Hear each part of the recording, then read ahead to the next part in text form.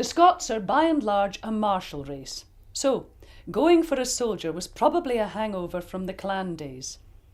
Even when Scots emigrated, they formed their own distinct volunteer units, such as the Canadian Scottish or the Cape Town Highlanders. There was even a Shanghai Scottish. But the most famous regiment of exiled Scots is the London Scottish.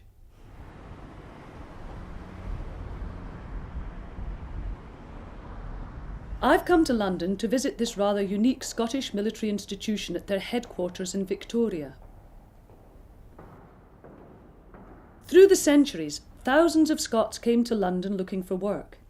Many, of course, settled here, making the capital their home. It was from these Scots folk that Lord Elcho raised the famous London Scottish Regiment in 1859. The main problem for the Scots was which tartan to wear. However, the problem was solved when Lord Elcho declared, "Of all the God-forsaken dress for soldiers, red coats and white belts are the worst." The London Scottish, he ordered, would wear the sober Hodden Grey, which coincidentally was the colour of the Elcho family tweed. In 1900, the London Scottish raised 2 contingents to join the Gordon Highlanders in the Boer War, and this was the start of a long association with the Gordons. The regiment became so popular there was a waiting list to join. Not only that, you had to pay a guinea to get in. A lot of money at the time.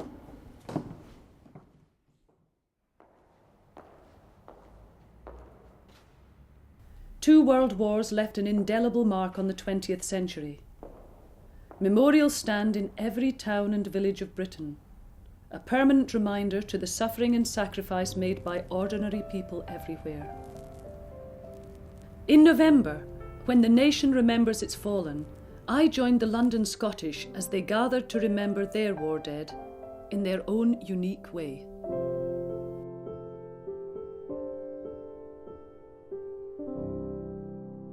She's going to have one up that end and one up this end.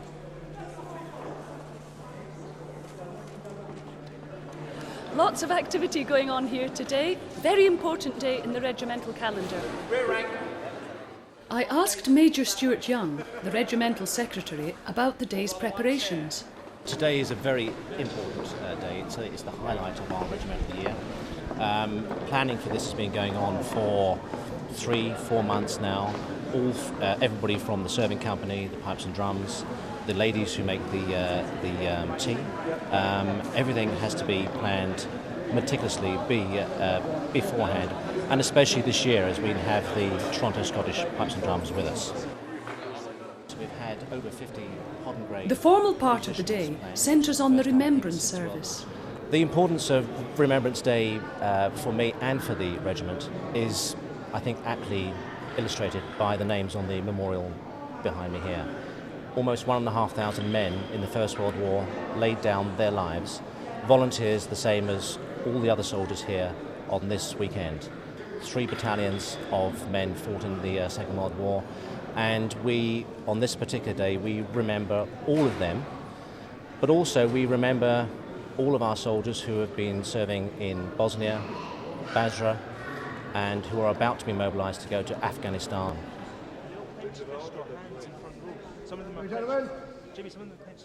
There's been a tremendous amount of preparation here as far as food goes. A lot of mouths to feed today. We've got the Toronto Scottish, and we tend to try and do a lot of homemade baking because that's what the company like. But Remembrance Sunday is also a family occasion. Before I was married to my husband, I didn't really get involved in London Scottish, but since obviously being married and my sister-in-law mum, we just love it. Love the whole thing with Scotland and the Scottish, the bagpipes, the whole bit really. Rosalie, what's your association with the London Scottish? My husband was the company sergeant major for years in the London Scottish, and he was also a cadet. Unfortunately, he died about 10-11 years ago. I have been doing this for about 20 years. Yourself about Remembrance. Oh, absolutely. It's a family real occasion. family occasion Yes. for everyone. My father was a member of this regiment. Back in the 60s he was the pipe major, and I was an army cadet with the London Scottish in 1965. So I've attended church parade most years, I wouldn't say every year, but most years from then right up until now. And now I'm playing with the band. I've got my son Tom's also playing with the band, and hopefully when he's a bit bigger, my little son William will also be with the band. My dad plays and my grandfather played as well. Used to be pipe major here when he came out the Gordon Highlanders, and it's been passed down the generations, you know. The Regimental Association also plays an important part in the lives of London Scots.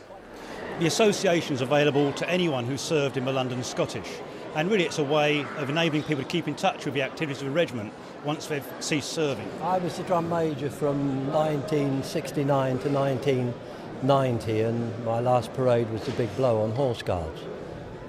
I started actually teaching cadets pipes, and the next thing I had a uniform on doing church parades and flung in the deep end. And is it like a family for you? Certainly so, yes. Brian, do you feel that the London Scottish is a family for you? Oh, it's always been a family, yes. I'll never leave it until they carry me out in my box. As chairman, I preside over the activities of the association, convene meetings, ensure things are planned in accordance with the members' wishes, and ensure that there's a good turnout on days such as today, church parade, which is very important to us. And the importance of remembrance for you?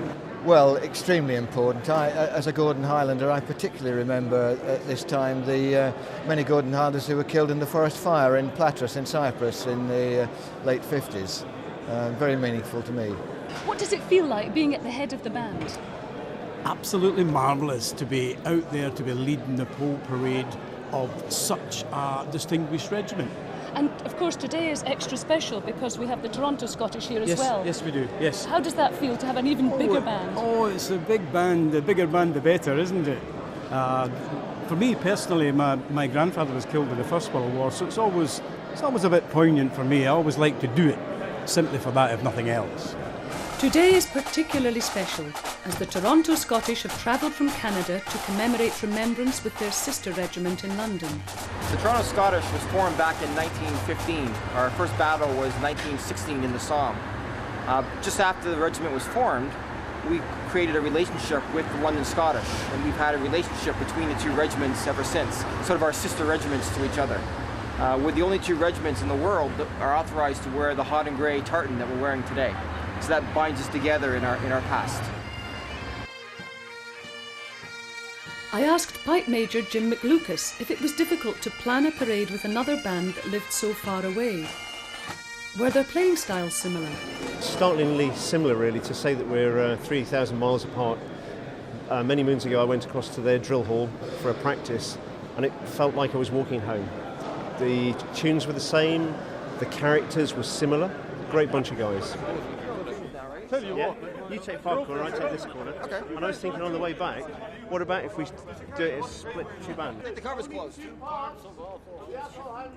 With the preparations now in place, members of the regiment, past and present, muster outside their headquarters.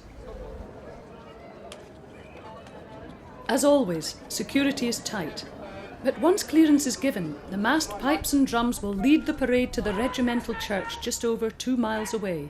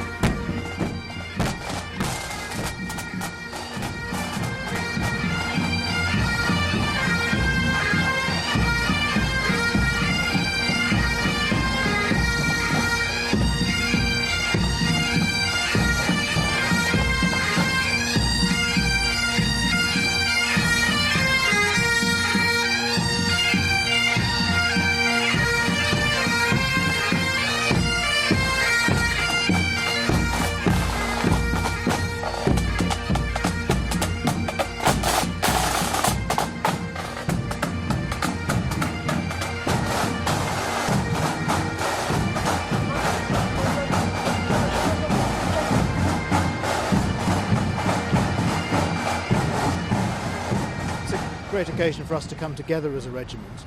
We don't very often parade all generations, so today is a very special day with the serving company joining those who are no longer serving to come together in this way, come to our church and to mark this particular occasion together.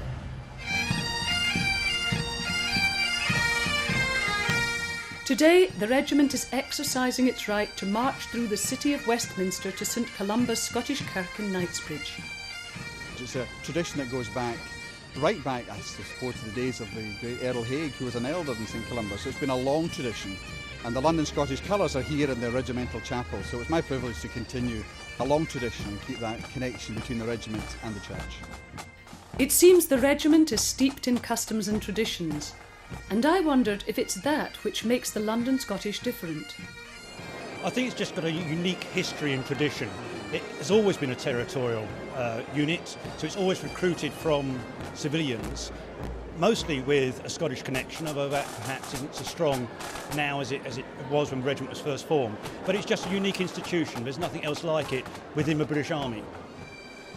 This was the first territorial infantry regiment into action in the First World War. It set a great precedent for the rest of the volunteer forces, and I think that's something all members up to the current day are extremely proud of. You know, as we now send volunteers to Iraq and next year to Afghanistan, you're looking to them to maintain the same high standard, and it is an extremely high standard. The regiment's baptism of fire at Messines is the subject of an impressive painting by Richard Caton Woodville. On the night of October 31st, 1914, 900 territorials faced the crack troops of the Kaiser's army. They fought like lions and held the line.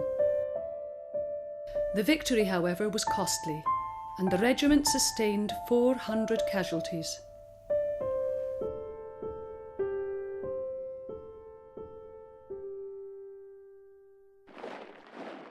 But the London Scottish had won undying fame at Messines.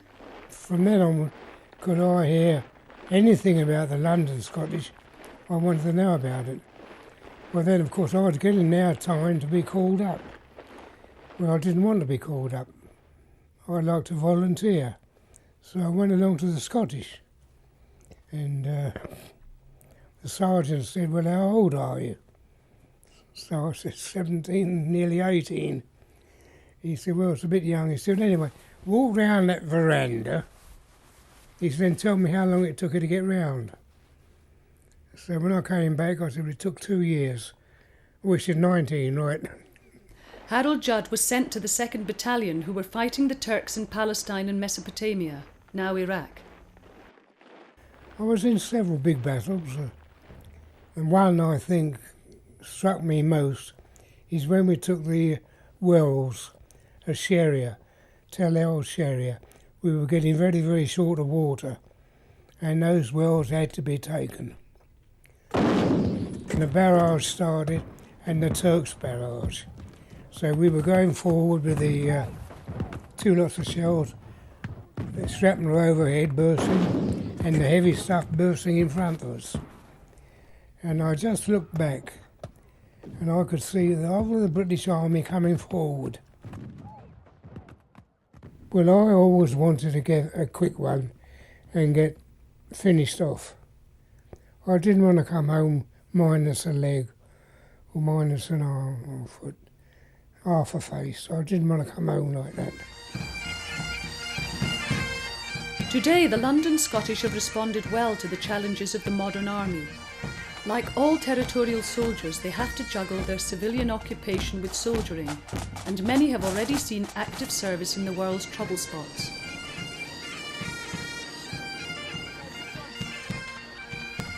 The London Scottish is now only a company of the larger London Regiment, with regular army instructors from the Scots Guards.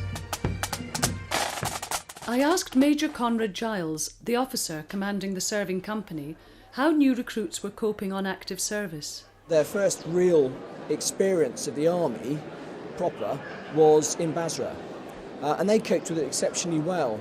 And you'd be surprised how much mettle and grit young men have, if they're given the right leadership and the right support in the right places, they can be good as you can train them.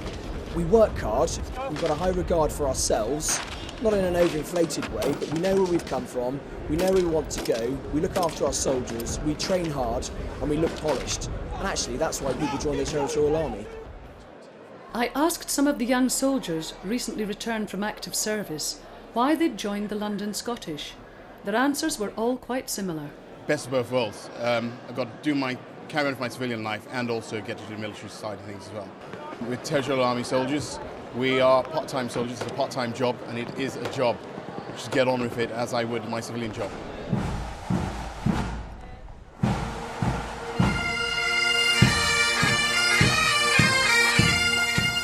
The marching contingent continues its way through the streets of London towards their regimental kirk.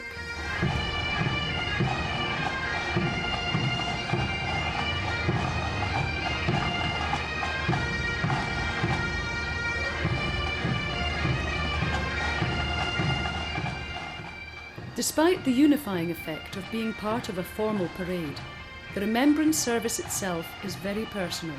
It's seeing some of the young people who have served in Iraq and who are going to Afghanistan. And suddenly it makes it very real for Remembrance. It gives it a different character now. Remembrance was always about the previous wars. Now we're sending our territorial regiments to serve. I think it makes it very poignant when you see some young people working with families, doing this part-time, who are serving abroad, who are injured. It makes it very poignant for me to look out on them in the church now. That upheld by thy goodness and purified by thy grace.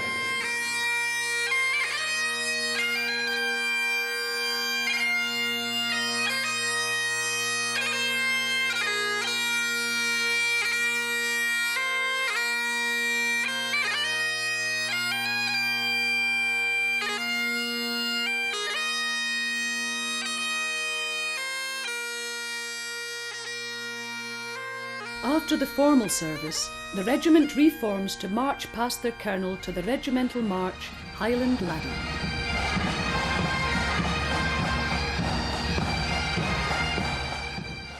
We'd be on our knees. Our eyebrows would be brushing the sand. We'd be dead tired. And the pipes would play Highland Laddie. And we were soldiers again.